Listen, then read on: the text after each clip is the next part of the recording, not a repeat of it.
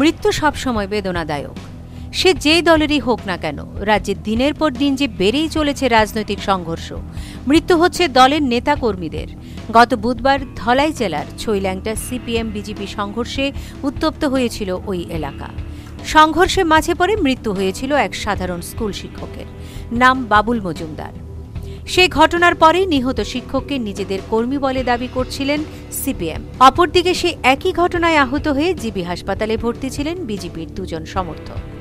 তাদের অবস্থা ছিল আশঙ্কাজনক। টানা 5 দিন মৃত্যুর সঙ্গে লড়াই করার পর মঙ্গলবার সকালে মৃত্যুর কোলে ঢলে পড়েন বিজেপি কর্মী নিশিকান্ত চাকমা।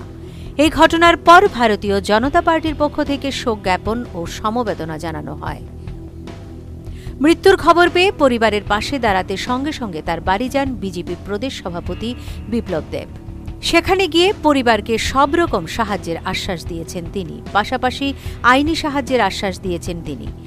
শুধু তাই নয়, তার পরিবারকে 2 লক্ষ টাকার আর্থিক সাহায্য দেওয়া হবে বলে জানিয়েছেন বিজেপি সভাপতি।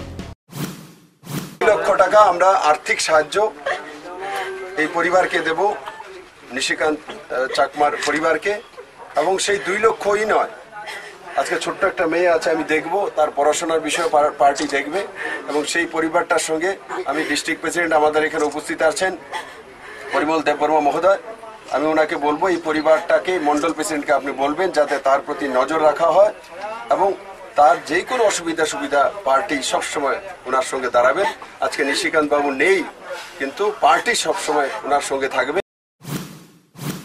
প্রদেশ বিজেপি সভাপতি বিপ্লব দেব ছাড়া উপস্থিত ছিলেন বিজেপি সহসভাপতি সুবল ভৌমিক, জনজাতি মোর্চার প্রভারী জিষ্ণু দেববর্মা সহ রাজ্য বিজেপির শীর্ষ নেতৃত্ব। বুধবার সকালে তার মৃতদেহ বিজেপি প্রদেশ কার্যালয়ে নিয়ে আসা হবে।